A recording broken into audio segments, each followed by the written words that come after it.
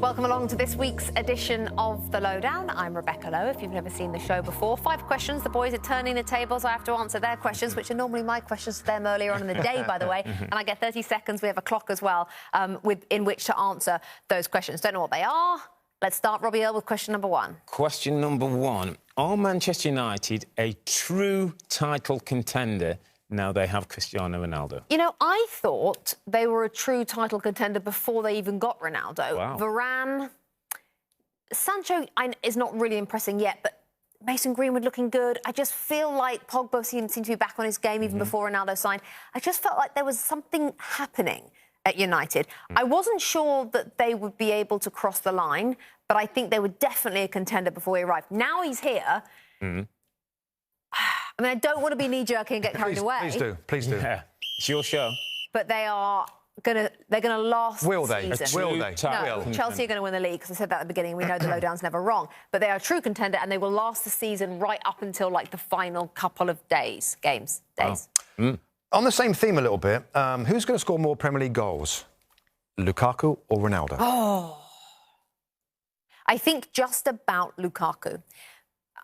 Because even though we had a talk about this the other week, I think Ronaldo will score more than 20 Premier League goals. I think Lukaku will score more than 24 or 5. So I'm going to go Lukaku because I think he's going to play more games. I think there are going to be moments in the season, sort of January, where there's FA Cup and there's all sorts of things going on. Maybe some League Cup as well, where Solskjaer's going to have to just give him a break, give him a rest. And that might happen a couple of times through the season. And so based on that, I'm going to say Lukaku, but not by a bucket load, just by a handful. OK. We saw Liverpool win 3-0 today. They've got a fit-ish squad now. Obviously, Harvey Elliott going out was a big loss. But who is Liverpool's most important player? Mo Salah.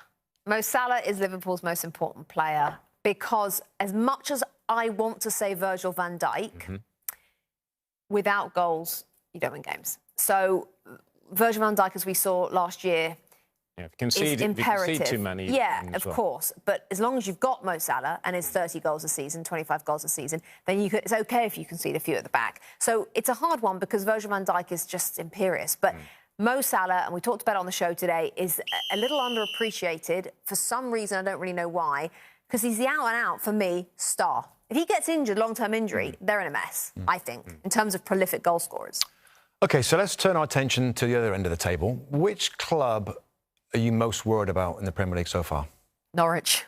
I mean, it's really hard not to look past breath. Norwich. I mean, I was looking at the table today. I've got it in front of me. You know, played 4, lost 4, scored 1, conceded 11, no points. Bottom of the league. And it was interesting because you said something earlier on today but maybe it's time another manager had a go. But I know we're only 4 games in, but I guarantee you in 8 games it ain't going to be a lot different, right? So Daniel Farke's brought them up, and then it's the same as it was when he brought them up last time. It's not going to work, and I think it's already not working. We can see that. I hope I'm wrong, because I went to university in Norwich. I love Norwich, but I'm worried about them. They could be gone by November at this rate. I mean, it's bad. Topical question. Final question. Do you think Premier League referees are giving too much leeway this season in games? Nope, love it. Hated it last year, and there's nothing worse than sitting in a stand and enjoying a game only for the referee to blow his blooming whistle every 2 minutes for, like, something that's just... It's a contact sport. And we lost our way a little bit through overprotection. We got a bit whistle happy, a bit card happy, and I'm really glad they've pumped the brakes on that. It's gone backwards a little bit. It'll find its middle ground. Maybe it's gone back a tiny bit too far. Although, I don't know. I love it. Every time you see a challenge go in, they go like that. Like, get in there! The penalties, weren't it? They brought it in for the penalty. Robbie Mustoe is obsessed with why they brought this leeway rule in. They brought it in to keep the game flowing and raise the bar as to what is a foul. So delighted by that, which includes, of course, penalties. So we have definitely fewer penalties this season than we did at this stage last season. Significant amounts. Don't forget, The Lowdown is available for you on the NBC Sports YouTube page. Inside the Mine is on there too. Premier League updates. You can get caught up with all the goals, the 2 Robbies podcast, and their tactics session as well. That is what is available for you on the NBC Sports YouTube channel. That was this week's edition of The Lowdown.